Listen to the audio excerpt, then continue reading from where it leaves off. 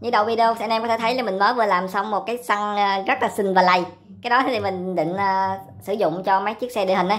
Cho nên là hôm nay mình sẽ làm luôn một con xe máy cày từ bên Wood này, để cho đem vô đó cày sớ xem như thế nào, chạy có phơi hay không. Cái phần xăng đó thì mình còn làm nhiều lắm, cái đó mới là phần thô thôi. Phần thô đem ra thử luôn, thử với con này thì mình mua ở trên bên Wood á. Anh em muốn mua thì có thể truy cập vô liên kết. Thì đầu tiên về cái con này á, thì chúng ta sẽ có động cơ đẩy ở phía sau. Anh em quay như thế này anh em cũng biết là nó có vi sai rồi đúng không? Đó, vi sai này, một bánh dần rồi đến kia vẫn có thể quay được. Phần lái của nó thì cũng chỉ sử dụng động cơ bình thường thôi. Ở đây chúng ta sẽ có một nút on off. Phần này là phần chỗ để pin. Pin con này thì các bạn có thể thấy lúc nãy là nó sẽ có 4 cục 4.8V 300 mAh. Cái cục đó thì nó hơi cùi một tí, là chơi có 300 mAh cho nó nhanh hết đó các bạn. Ở phía trước này chúng ta sẽ có thêm là hai cái đèn này, hai cái đèn led tín hiệu. Ở phía trên này thì anh em có thể thấy là các bạn điều khiển của người lái này. Cái này nếu anh em bỏ người nộm vô đây bạn có thể vừa nha, tỷ lệ khá là sát sao.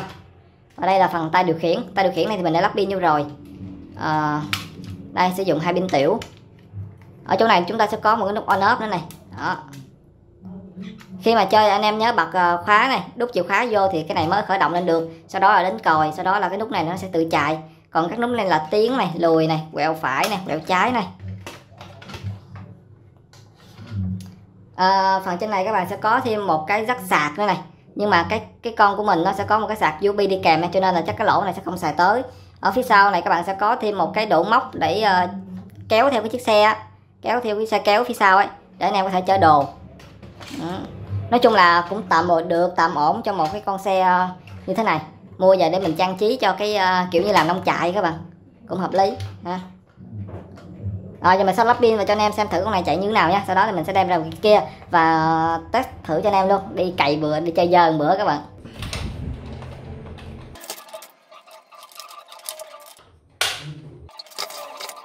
Đầu tiên các bạn bấm nút này để khởi động nha.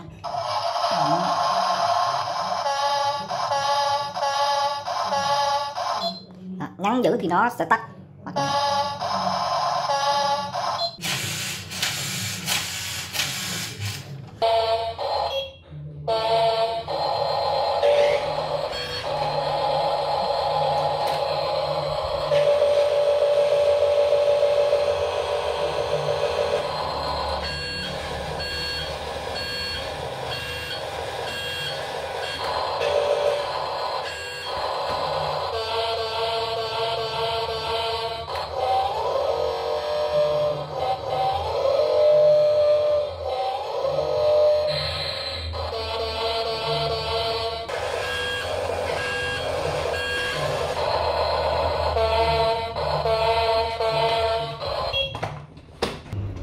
Rồi, nó chạy như vậy thôi.